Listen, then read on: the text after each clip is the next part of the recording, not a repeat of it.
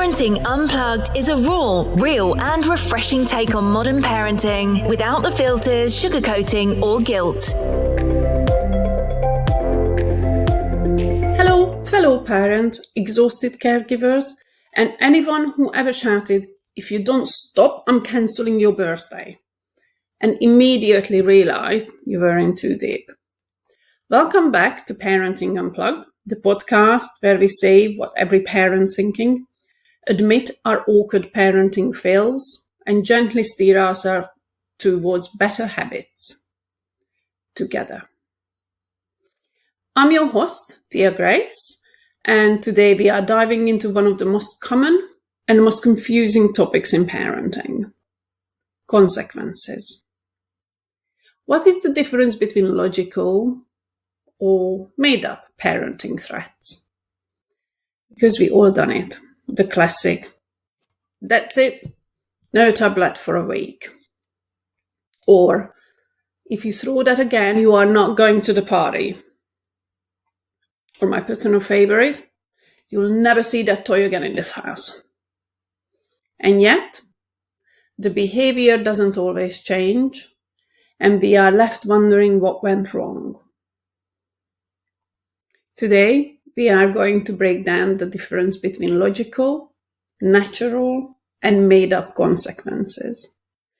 Explain what actually teaches kids to make better choices, and share some real-life examples of what works and what doesn't.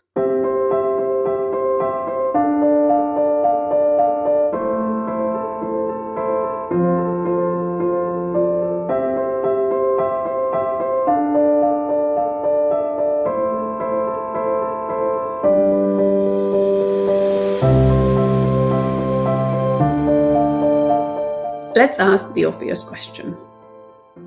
What's the actual point of consequences? No drama discipline book reminds us that the goal isn't to punish. The goal is to teach.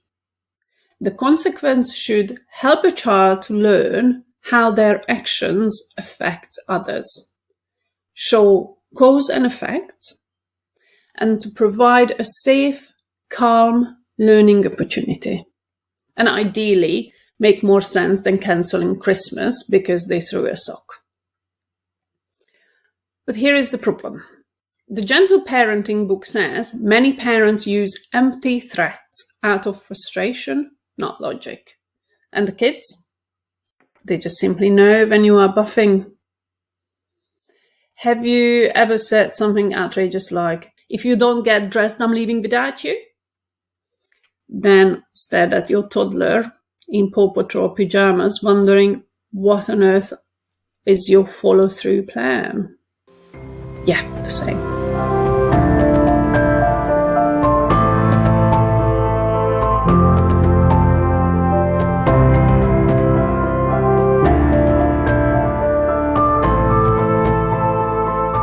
Let's break it down. Natural consequence happens without you doing anything. The Gentle Parenting book explains that natural consequences teach through real-world experience. For example, you don't wear your coat, you get cold. Refuse dinner, you feel hungry later. If you flicker water on the floor gets wet and slippery, and so on. These are simple, effective, and don't require any parental theatrics. But natural consequences must be safe. We don't let them to run into danger just to learn a lesson.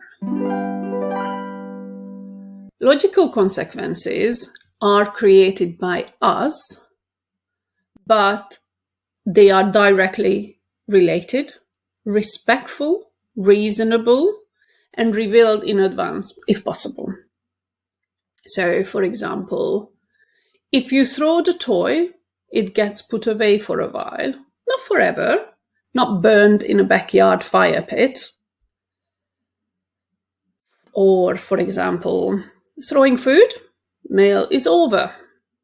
Drawing on the wall, you need to have to clean it up. Hitting a sibling? Pause playtime and reconnect later. So logical consequences are best when they teach accountability, not fear. Made up consequences, over-the-top threats, usually happen when you are overwhelmed, they are melting down, you've asked nicely 14 times already, and suddenly you are saying something like, if you don't get in the car, we are not going to grandma's ever again. Janet Lansbury reminds us in No Bad Kids book, unrealistic consequences erode trust, and they teach kids that we don't mean what we say. We don't want this to happen. I remember once I said, if you throw that again, I'll throw away all your toys. My child said, okay, do it. Yes, you guess. Internal panic and very awkward backpedal. From my part, obviously.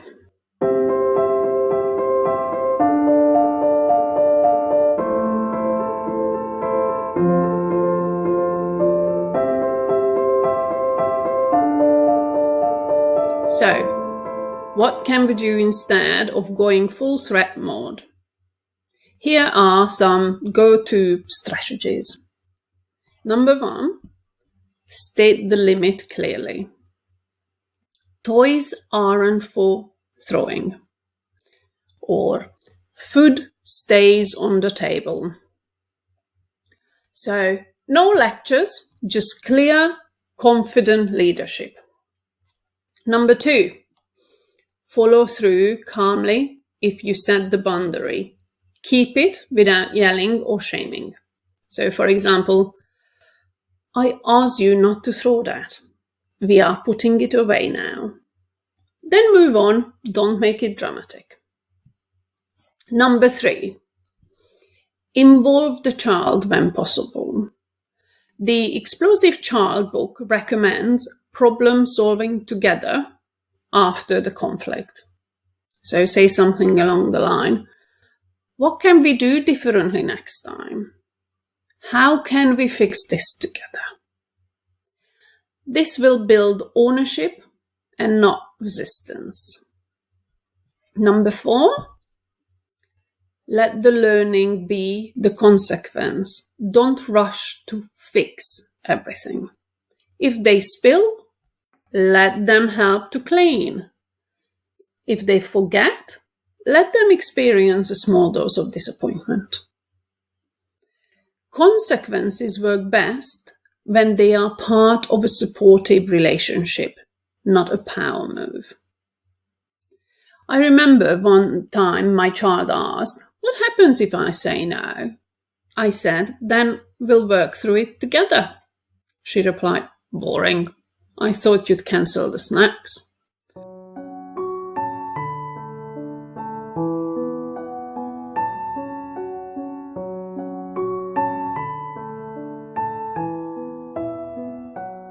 So let's wrap it up. Consequences aren't bad, but they have to make sense. Natural and logical consequences teach. Empty threats confuse. Calm, clear, follow through consequences build trust and cooperation. Thanks for tuning in for Parenting Unplugged. If this episode helped you to retire one dramatic threat, share it with a fellow parent who is also learning on the job. Next time, we are going to talk about screen time, how to find the balance without losing your mind. Because screens are everywhere, and too much of it turns our sweet little angels into angry, demanding gremlins. Until then, stay kind, stay consistent, and keep surviving. You got this. See you soon. Bye. Let's ditch the perfection and embrace the realness of Parenting Unplugged. New episodes every week. See you soon.